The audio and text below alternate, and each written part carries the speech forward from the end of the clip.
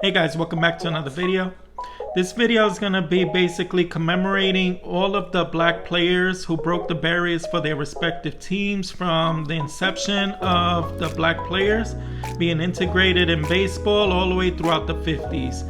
And there were only 16 teams in the league throughout the 50s, so it's not going to be like too many players, like 30 teams and whatnot. But obviously the first player to break the barrier for all of baseball is Jackie Robinson, here with his 1953 Topps card, the only Jackie Robinson I own. And we all know what he did on April 15th, 1947, and that is to pave the way for all black players to get paid and to be able to play the sport that I love in baseball. And to think, over 10 years in his baseball career, he was able to compile a 61.7 WAR throughout those 10 years. I find that to be utterly amazing.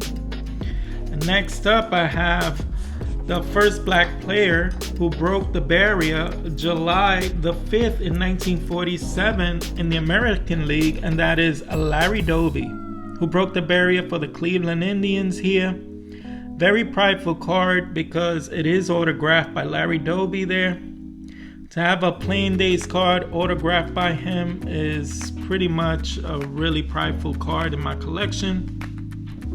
This man's claim to fame was in the World Series, other than being a Hall of Famer, was that he was the first black player to hit a World Series home run.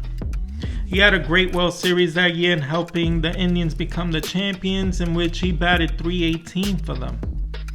What's sad was throughout that time, after being such a hero for Cleveland, he tried to buy a home in New Jersey, in Paterson, New Jersey, and the neighborhood signed a petition to not allow him to buy a home.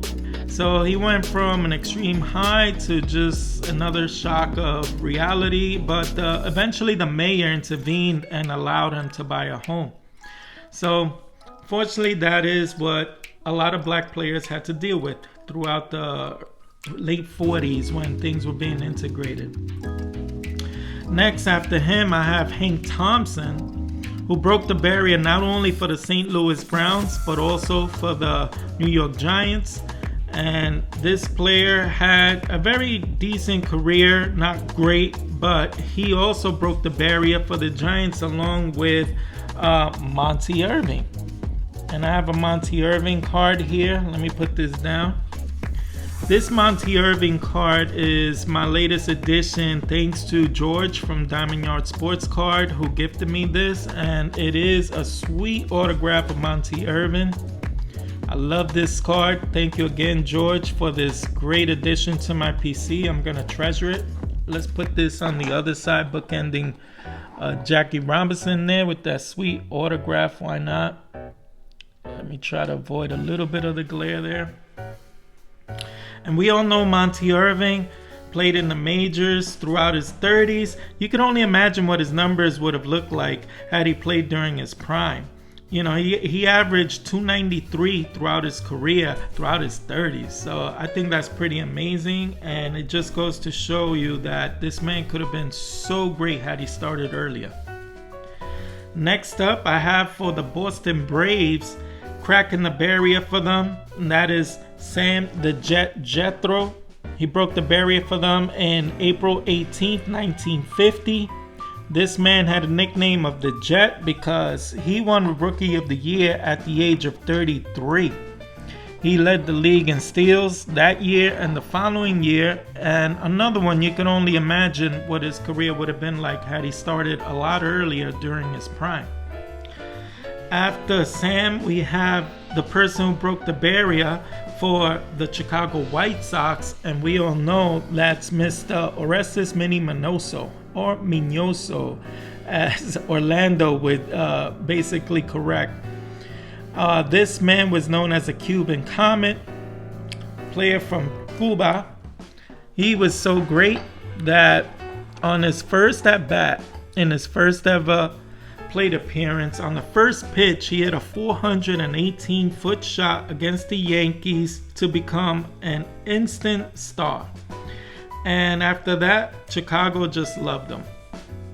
That's Minnie Minoso. Following him in 1953, breaking the barrier for the Philadelphia Athletics, I have Mr. Bob Trice here with his 1954 Topps card.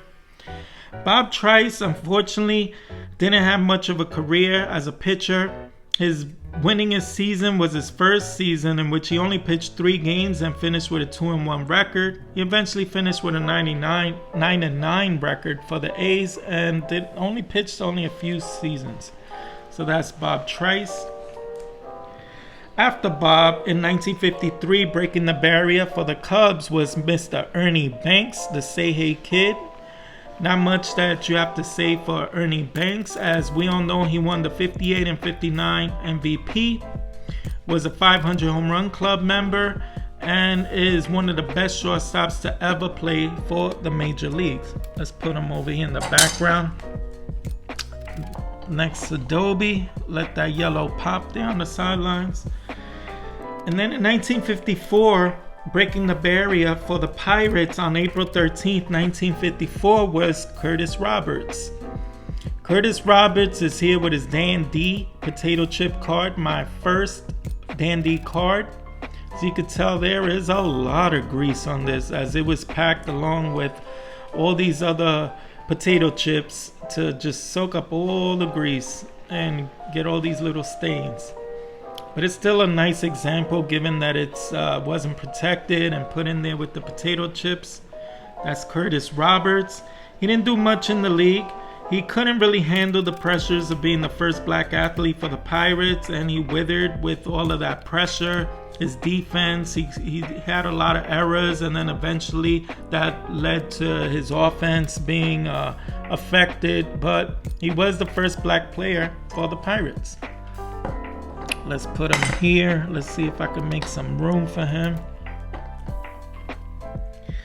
And then next up, after that, I have Tom Alston. It's the only card I don't own from these players. He has a 55 Bowman card, and it's sort of a little bit pricey given the player that he was. So it's times that I battle with picking that card up. Maybe I'll pick it up eventually. But Tom Alston, he disappointed the Cardinals fans because on April 13, 1954, which was when he broke the barrier, he didn't really do too much. It was found out that when they traded for him, he was actually 2 years older than what they led him to believe. And it was after his peak years that he played for the Cardinals, and his future wasn't as bright as they had hoped for. That's Tom Alston. After that, for the Reds, we have 2 players that broke in the same day, and actually one at bat after the other. First is Nino Escalera, who was a Puerto Rican who pinch hit, and then after that, it was this man, Chuck Harmon, who pinch hit after him. And Nino Escalera doesn't have a card because he didn't latch on, he didn't play too much, so they didn't bother making a card for him. And Chuck Harmon has this 1954 Topps card. He also didn't do too much, but he was the first African American to play for the Reds. So let's commemorate him here with this card. Didn't do too much with his career, unfortunately, and only had like 3 seasons for them. Next up, I have breaking the barrier on September 6, 1954 for the Washington Senators, Mr. Carlos Paula. Mr. Carlos Paula broke the barrier for them, and in his first full season actually batted .299 for the Senators. But he never showed enough pop to warrant regular playing time year after year, so eventually they sent him back down. But Carlos Paula will go down as the first black athlete, Cuban American, to play for the Washington Senators.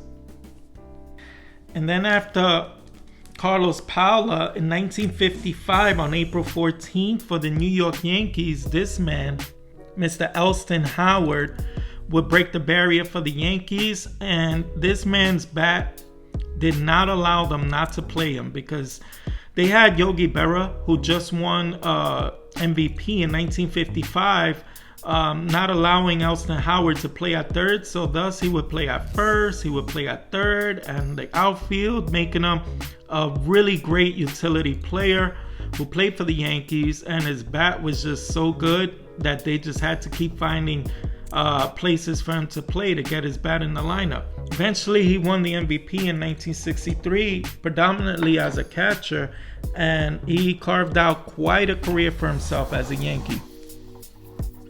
It's Mr. Elston Howard. And next up, I have a very unique situation here for the Phillies. In April 22nd in 1957, Mr. John Kennedy broke the barrier for them. And this is the only playing card of John Kennedy which I could find, and you could see him over in the front row here, crouched down. It's Mr. John Kennedy there.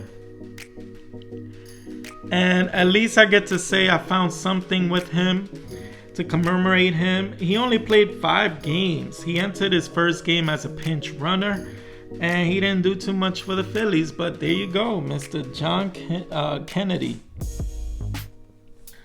And then rounding out the last 2 for the Tigers, I have Mr. Ozzie Virgil here with his 1957 card. Ozzie Virgil was actually the first Dominican-born player to play for the majors. And this man played for the Giants and then eventually transferred over on a trade and played for the Tigers. So he's the first Tiger to play for them, and the first, I should say, black athlete to play for the Tigers. He actually was a good utility player whose offense was lacking, but you could stick him anywhere on the field and he could play. He was just really good at any position. He was a pure baseball player, but his offense was a little bit lacking, which is why he didn't stick around too long. And then the last team to integrate a black player into their team was the Boston Red Sox, and that is with Mr. Pumpsie Green. His first name is Elijah, and he broke the barrier for them on July 21st, 1959. He was predominantly a second baseman. He wasn't very productive as a hitter, but he did play 5 seasons in the majors. And that rounds out all the black athletes who broke the barrier for their respective teams. I find these to be like basically heroes for baseball, because they took the slings and arrows for their state, for their teams, and for the rest of the black players to join afterwards.